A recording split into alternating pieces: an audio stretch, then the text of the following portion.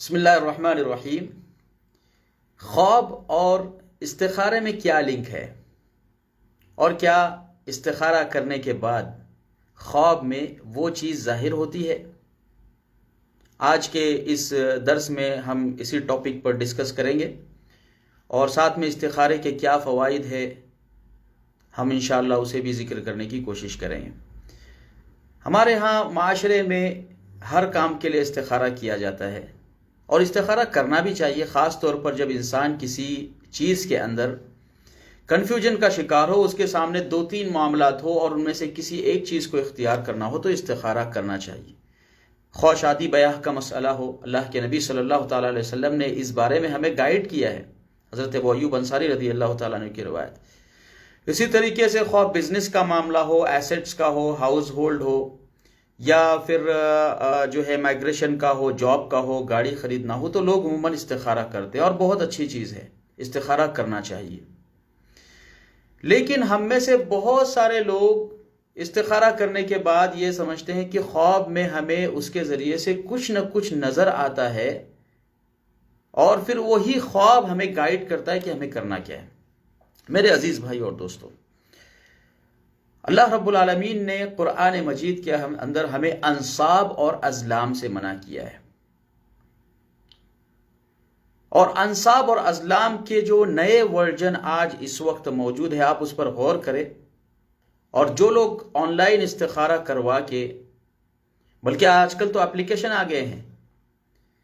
لوگوں نے اپلیکیشن بنا لیا ہے استخارے کا کہ آپ استخارہ کیجئے، خواب دیکھیے اور اپنا استخارہ اور خواب جو ہے اپلیکیشن میں ڈالیے تو وہ آپ کو جو ہے نتیجہ نکال کے دے گا۔ اور بہت سارے کنٹریز ایسے ہیں جہاں پر باقاعدہ آن لائن چینلز چلتے ہیں، ٹی وی پر چینلز چلتے ہیں، براڈ کاسٹنگ ہوتی ہے استخارے کی، لوگ اپنا استخارہ بیان کرتے ہیں اور مفتی صاحب اس کا جواب بھی دیتے ہیں۔ میرے عزیز بھائیو اور دوستو، اس بات میں کوئی شک نہیں ہے کہ یہ جو طریقہ ایجاد کیا گیا ہے یہ دین کے ساتھ کھلواڑ ہے۔ اللہ کے نبی صلی اللہ تعالیٰ علیہ وسلم نے کسی چیز کا اختیار اور کسی چیز کا طریقہ بتایا تو ہمیں اسی طریقے پر اپنانا چاہیے جیسے اللہ کے نبی صلی اللہ تعالیٰ علیہ وسلم نے بیان کر دی۔ لیکن آج استخارے کی اس روش کو اور استخارے کے اس طریقے کو لوگوں نے غلط طریقے سے یوز کرنا شروع کیا ہے، اور جس آسٹرولوجی سے ہمیں منع کیا گیا تھا لوگوں نے استخارے کو اس میں ڈال دیا ہے۔ آپ جانتے ہیں کہ آسٹرولوجی جس میں جو ہے فری مطلب جو لوگوں کو جو ہے ڈیلی ہاروسکوپ کے ذریعے سے لوگوں کے مسائل کو حل کرتے ہیں اور بتاتے ہیں، بعض لوگ ہیں جو انگلیوں کے نشانوں کے ذریعے بتاتے ہیں، اور آج کل یہ طریقہ ہماری اپنی درگاہوں پہ بھی آ چکا ہے۔ کسی کا موبائل گم ہو گیا، کسی کے یہاں چوری ہو گئی، ہاتھ میں دیکھ کے بتاتے کہتے کچھ نظر نہیں آ رہا ہے، دھندلا سا آ رہا ہے۔ میرے عزیز بھائیو اور دوستو، یہ ساری آسٹرولوجی کی شکلیں ہیں۔ ہماری شریعت میں پیارے حبیب صلی اللہ تعالیٰ علیہ وسلم نے جہاں انتہائی سختی سے منع کیا ہے، ہماری شریعت کے علاوہ کرسچن ٹریڈیشن کے اندر بھی یہ چیز بہت ہی سختی سے منع ہے۔ بلکہ بہت سارے کرسچن کنٹریز ہیں جو آسٹرولوجی کو اپنی کنٹریز کے اندر جگہ نہیں دیتے، بینڈ ہے ان کے ہاں۔ تو یہ جو سارٹ آف لاجک لوگوں نے ایجاد کی ہے، یہ اس کا ہماری شریعت سے کوئی تعلق نہیں، یہ اللہ رب العالمین کے توکل کے منافی ہے۔ تو بہت سارے لوگ یہ جو سمجھتے ہیں کہ استخارے کے بعد خواب میں کوئی چیز نظر آتی ہے، آئیے ہم اس نظریے کے تعلق سے بھی تھوڑی سی گفتگو کرنے کی کوشش کریں گے۔ سب سے پہلے تو یہ کہ ہمیں استخارے کا حکم اس لیے دیا گیا ہے تاکہ ہم اللہ رب العالمین کے سپرد اپنے معاملے کو کریں اور اس بات سے مطمئن ہو جائے کہ جو 2 معاملات جو انکنڈیشنل تھے میرے سامنے آ گئے، اب میں نے ان معاملات کو اللہ کے سپرد کر دیا۔ تو کسی بھی طریقے سے انسان کا دل مطمئن ہو جائے، خواہ خواب کے ذریعے ہو یا دلی تسلی سے ہو یا اطمینان کی کوئی اور شکل اور اسباب ہو جو اللہ رب العالمین استخارے کے بعد پیدا کرے، تو انسان کو اس پر عمل کرنا چاہیے اور اس کے مطابق اللہ پر توکل کر کے کسی ایک چیز کو اختیار کرنا چاہیے۔ اللہ کے رسول صلی اللہ تعالیٰ علیہ وسلم کی حدیث میں اس بارے میں کوئی بھی اشارہ نہیں ہے کہ انسان کو استخارے کے بعد خواب کا آنا ضروری ہے یا نہیں ہے۔ تو بہت سارے لوگوں نے جو یہ سمجھ لیا ہے کہ استخارے کے بعد خواب یہ معلومات کا یہ بڑا ذریعہ ہے اور سارٹ آف انفارمیشن کا ایک عظیم سبب ہے، تو یہ درست نہیں ہے۔ ایسا ضروری نہیں ہے کہ کوئی چیز آپ کو خواب کے ذریعے سے ہی بیان کی جائے۔ ہو سکتا ہے کہ آپ کو وہ چیز خواب کے ذریعے معلوم ہو سکتا ہے بغیر خواب کے بھی آپ کو معلوم ہو،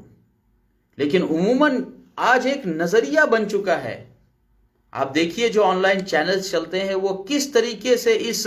اسلام کی اس ایک بھاونا کے ساتھ کس طریقے سے کھلواڑ کر رہے ہیں۔ اللہ کے نبی صلی اللہ تعالیٰ علیہ وسلم نے ہمیں یہ رہنمائی نہیں کی ہے۔ استخارے کے جو اسباب ہے اور استخارے کے جو فوائد میں آپ سے ذکر کروں گا،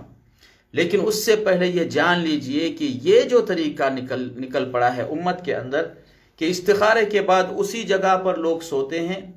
اور یہ اعتقاد رکھتے ہیں کہ خواب آئے گا، ایک بار سوتے ہیں نہیں آتا ہے خواب، پھر دوسری بار استخارہ کرتے ہیں پھر سوتے ہیں نہیں آتا ہے خواب، تیسری بار سوتے ہیں نہیں آتا ہے، پھر تین بار کے بعد پھر کسی اور کے سپرد کر دیا جاتا ہے کہ اب جو ہے 50,000 روپیز اور اتنے پیسے دے کر ہی استخارہ کرنا پڑے گا، گھر میں تو استخارہ سے کوئی چیز نظر نہیں۔ میرے بھائیو، استخارہ اس کام کے لیے نہیں ہے۔ استخارہ اللہ رب العالمین پر توکل کے لیے اور اپنے معاملات کو جس میں آپ پھنسے ہوئے ہیں اپنے معاملے کو اللہ کے سپرد کرنے کی خاطر جو ہے مشروع قرار دیا گیا ہے۔ تو استخارے سے قبل انسان اپنے ذہن اور اپنے رجحانات کو مکمل طور پر اللہ کے سپرد کر دیں۔ اللہ کے نبی صلی اللہ تعالیٰ علیہ وسلم نے استخارے کا جو طریقہ ہمیں بیان کیا کہ بندہ جو ہے اللہ کی بارگاہ میں حاضر ہو، 2 رکعت نماز پڑھے، اس کے بعد دست دعا بلند کرے اور اللہ رب العالمین کے علم، اس کی قدرت کا وسیلہ اور واسطہ دے کر اس سے بھلائی مانگے کہ اللہ تو جانتا ہے میں نہیں جانتا، تو علام الغیوب ہے میں نہیں ہوں، تیرے ہاتھ میں ساری چیزوں کی قدرت ہے میرے ہاتھ میں نہیں ہے۔ اے اللہ، اگر تو جانتا ہے کہ یہ معاملہ میرے حق میں بہتر ہے تو بے شک تو ہی بہتر فیصلہ کرنے والا ہے، اور اگر تو جانتا ہے کہ یہ معاملہ، اور پیارے حبیب صلی اللہ تعالیٰ علیہ وسلم نے یہاں تک بیان کیا کہ اس معاملے کا نام لے، اگر عربی زبان میں دعا کر رہا ہے تو عربی میں نام لے، اگر اردو میں کر رہا ہے تو اردو میں نام لے، اور معاملے کو اللہ کے سپرد کر دے کہ یا اللہ میرے سامنے یہ 2 رائے ہیں اور تو ہی بہتر جانتا ہے کہ ان دونوں رائے میں سب سے بہتر کون سی ہے۔ تو جب انسان اللہ رب العالمین کے سپرد اپنے معاملے کو کرے تو استخارے کے بعد اللہ کی ذات پر توکل کر کے ان میں سے جو سب سے بہتر ہو اس کو اختیار کرے، یہی استخارے کا سبب ہے۔ اور استخارے سے پہلے اپنے مخلص ساتھیوں سے مشورہ بھی کرنا چاہیے اور اپنا جو دلی رجحان ہے آپ کا اس کو بھی دیکھنے کی کوشش کرنا چاہیے۔ اور استخارہ ہمیں اس بات کی تعلیم دیتا ہے کہ ہم تردد اور وسوسے کا شکار نہ ہو، جیسے بیان کیا گیا ہے اللہ رب العالمین پر توکل، تو اس توکل کو حاصل کرنے کی کوشش کریں، یہی استخارے کا اصل سبب ہے۔ آئیے میں استخارے کے 10 فوائد آپ کو بتانے کی کوشش کرتا ہوں تاکہ آپ کو اس بات کا اندازہ ہو کہ استخارے کے بعد خواب کا آنا ضروری نہیں ہے، بلکہ استخارے کے بعد آپ کے ایمان کا درست ہونا ضروری ہے، آپ کے توکل کا اور اللہ کی ذات پر بھروسے کا درست ہونا ضروری ہے۔ تو استخارے کے علماء کرام نے 10 سے زیادہ فوائد ذکر کیے ہیں، میں مختصر طور پر آپ کے سامنے 10 فوائد کو رکھوں گا۔ سب سے پہلے استخارے کا فائدہ یہ ہے کہ انسان اپنی فطرت کو تسلیم کرتا ہے۔ دین اسلام کی بے شمار خصوصیات ہے۔ اسلام نے غلط طریقے سے مال کھانے سے منع کیا ہے، اسلام نے ایسٹرولوجی سے منع کیا ہے، اسلام نے مستقبل کی لکیریں معلوم کرنے اور لوگوں کو دھوکے میں ڈالنے، حالانکہ ان چیزوں سے کچھ نہیں آتا ہے، ایسٹرولوجی میں کوئی سائنس نہیں ہے، ایسٹرولوجی کسی سائنس کا حصہ ہی نہیں ہے، جان بوجھ کے زبردستی اسے جو ہے سائنٹیفک اس میں داخل کیا گیا ہے، ورنہ یہ جو سارٹ آف لاجک ہے پوری دنیا مانتی ہے کہ اس ایسٹرولوجی کی بنیاد پر کچھ نہیں ہوتا۔ ہم نے کالج میں ہمارے بعض ساتھیوں کو دیکھا کہ وہ جب کالج کے لیے آتے تھے تو ساتھ میں نیوز پیپر لے کر آتے تھے۔ اس وقت تو ہم مدرسے کے بیک گراؤنڈ والے تھے، ہم کو بہت ساری چیزیں معلوم نہیں تھی۔ میرا ایک ساتھی تھا جو میرے بغل میں بیٹھتا تھا، ہمیشہ نیوز پیپر لے کر آتا، اور اس کے بعد جو اس میں ڈیلی ہاروسکوپ کی رپورٹ چھپتی تھی تو اس میں دیکھتا تھا کہ وہ آکٹوپس ہے یا پھر بچو ہے یا کیا ہے، دیکھنے کے بعد بالکل نروس اس طریقے سے بیٹھ جاتا۔ میں اس سے پوچھتا کہ بھائی اتنا نروس کیوں ہے؟ تو کہتا ہے کہ آج میرا دن خراب ہے۔ میں نے کہا کس نے کہا کہ تمہارا دن خراب ہے؟ اس نے کہا کہ دیکھیے آج جو آسٹرولوجی کی جو رپورٹ نیوز پیپر میں چھپی ہے اس کے حساب سے میرا جو ہے یہ اسکارپیو بن رہا ہے، اور جو ہے اس لیے آج کا دن میرے حق میں اچھا نہیں۔ تو جس دن اس کا موڈ اچھا بھی ہے تو اس آسٹرولوجی کی اس روح سے وہ اپنے دن کو اپنے ہاتھوں سے خراب کر رہے ہیں۔ تو میرے بھائی اور دوستو، آج آسٹرولوجی دنیا کے کئی ممالک میں بینڈ ہے۔ As per the Christian tradition یہ بہت بڑا جرم ہے، اور اس پر جو ہے پاپ وغیرہ کی طرف سے پرانے زمانے میں سزائیں مقرر کی جاتی تھی، اور اسی آسٹرولوجی سے اسلام نے بھی منع کیا۔ تو استخارے کی اور خواب کی صورت میں یہ جو نیا طریقہ لوگوں نے نکالا ہے کہ لوگوں کا ہاتھ دیکھ کر اور لوگوں کے جو ہے برین فزیکل ریڈنگ کرنے کے بعد اس کا نتیجہ بتاتے ہیں، یہ استخارے کا مقصد نہیں ہے۔ استخارے کا مقصد اللہ رب العالمین کی ذات پر بھروسہ ہے۔ تو شریعت نے ہمیں استخارے کا حکم دیا ہے، اسی لیے ہم استخارہ کرتے ہیں۔ اللہ کے نبی صلی اللہ تعالی علیہ وسلم نے ہمیں اس جانب رہنمائی کی ہے۔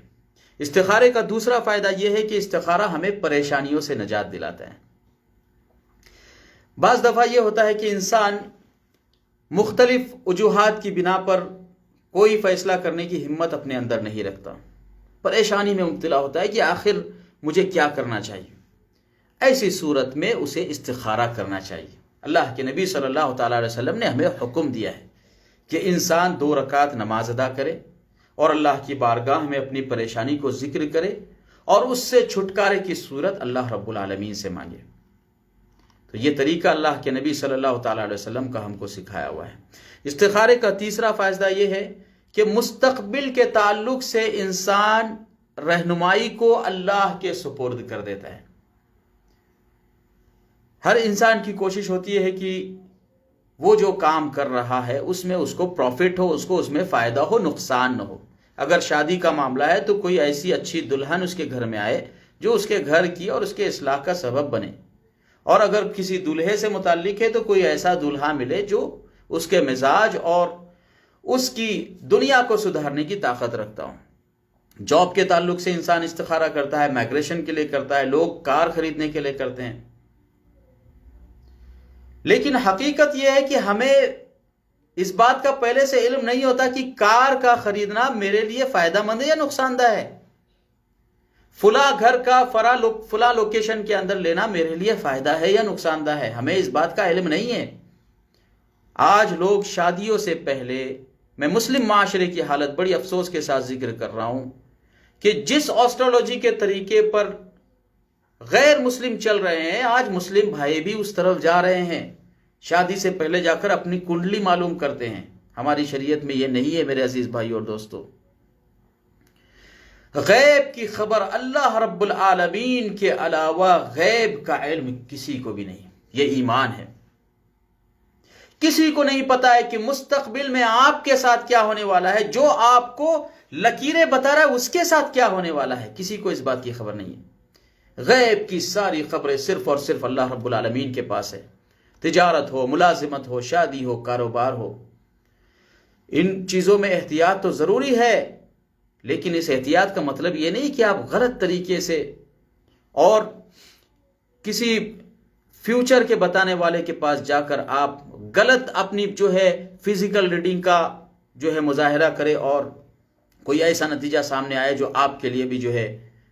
قابل اتباع نہ ہو۔